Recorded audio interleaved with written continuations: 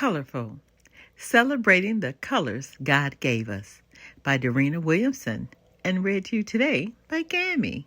Summer had finally arrived. Imani was excited to blow bubbles and jump on the trampoline and climb trees. She and her little brother Christopher were waiting for their friend Kayla to join in the fun. Hi guys, wanna see who can blow the biggest, most poppable bubble? Asked Kayla as she climbed over the fence. Wow, look at my bubble, said Christopher. It's full of swirly colors. I've got colors floating on mine too, Kayla added. I never knew bubbles could have so many colors, said Imani. Well, you all are amazing bubble makers, said Granny Mac, walking outside to join the kids. Look, said Christopher, my bubble is ginormous. It has 50 gazillion colors in it.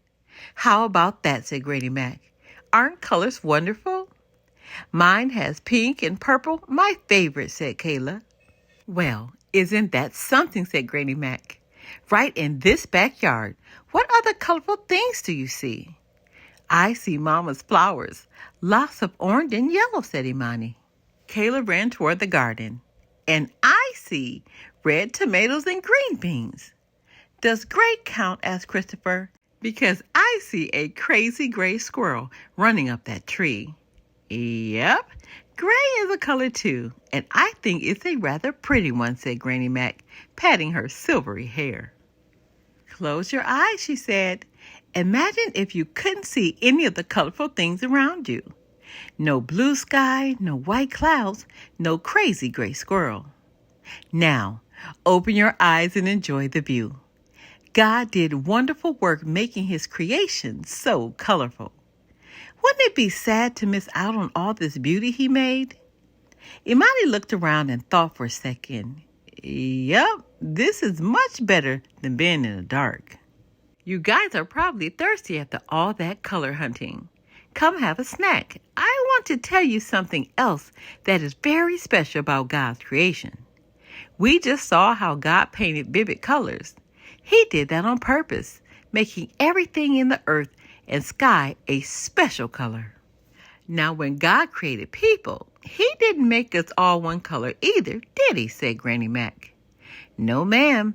God made my skin chocolate just like yours, said Christopher with pride. That's right, chuckled Granny Mac. God decided chocolate was the right skin color for you. And Imani, even though you and Christopher are in the same family, your caramel-colored skin is different than his. What about me, Granny Mac? Asked Kayla, her eyes wide. Dear girl, God decided you would look beautiful with vanilla-colored skin. And red hair, added Kayla. Absolutely. Hair the color of the rising sun, said Granny Mac with a smile. God must love color to have made all of Earth's people with such wonderful shades.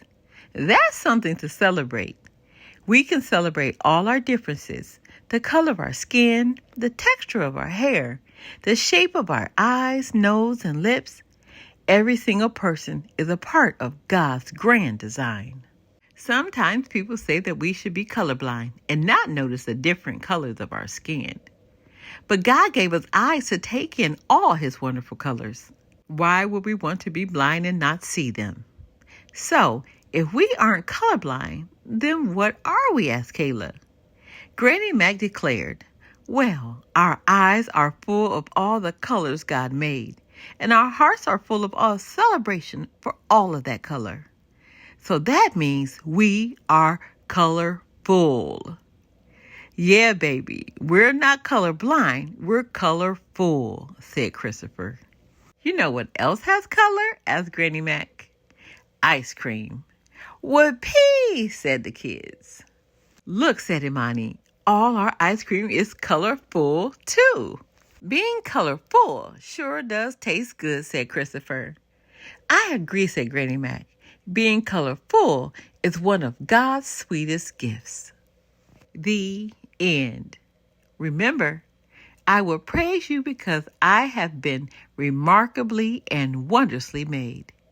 Your works are wondrous, and I know this very well. Psalms 139 and 14. Take a second and read the author's notes. We have so much more to learn. Be blessed.